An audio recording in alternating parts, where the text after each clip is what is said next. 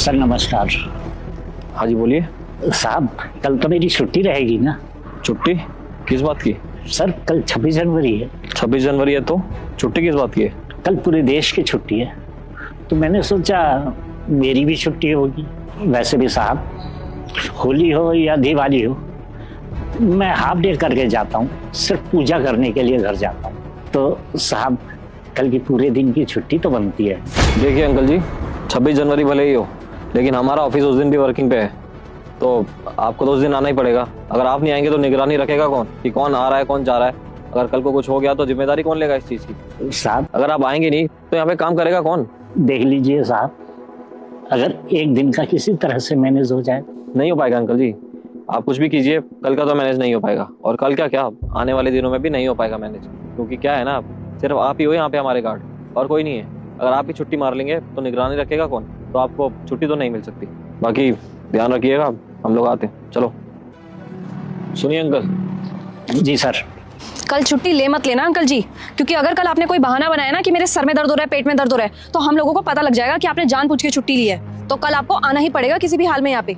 और अगर कल आप नहीं आए ना तो फिर मत बोलना कि हमने आपको वार्न नहीं किया था, क्योंकि आपकी सैलरी पे क्या, आपकी नौकरी पे भी बात आ सकती है फिर। जी मैडम साहब। लेकिन हमारे ऑफिस में झंडा इस बार आप फहराओगे, वो भी अपने पूरे परिवार के साथ। क्या साहब, मैं झंडा फहराऊंगा? मैं मामूली सा आदमी, इस बिल्डिंग का गार्ड हूँ। इतने छोटे आदमी कोई झंडा फहराते हैं? साहब झंडा तो बड़े बड़े आदमी फहराते हैं। भले ही अंकल जी आप सिक्योरिटी गार्ड हैं, लेकिन आप भी तो सुरक्षा करते हो ना। जैसे हमारे देश का सैनिक बॉर्डर पे खड़ा होकर इस देश की सुरक्षा करता है, वैसे ही आप भी तो हमारे ऑफिस के सामने खड़े रहकर इस ऑफिस की सुरक्षा करते हो। इसलिए हमारी नजरों में तो सैनिक आप भी हो। तो झंडा तो आप ही फहराएंगे कल, वो भी अपने पूरे परिवार के साथ। इसमें हमें भी अच्छा लगेगा और आपको भी, और आपके पूरे परिवार को भी। आपने जो मुझे सम्मान दिया है ना, उसे सुनकर मेरा सर गर्व से ऊंचा हो गया है साहब। जब आपने मुझे इतना सम्मान दिया है तो कल मैं कोई छुट्टी नहीं करूंगा और अपने पूरे परिवार के साथ अपने पोते पोती को अपने साथ लेकर आऊंगा और इस ऑफिस में ध्वजारोहण करूंगा।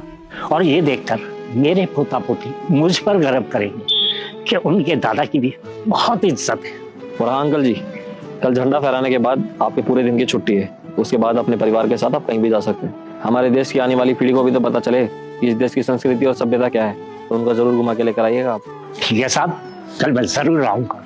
ठीक है अंकल जी, अब आप ध्यान रखिए, हम लोग आते हैं। जी साहब।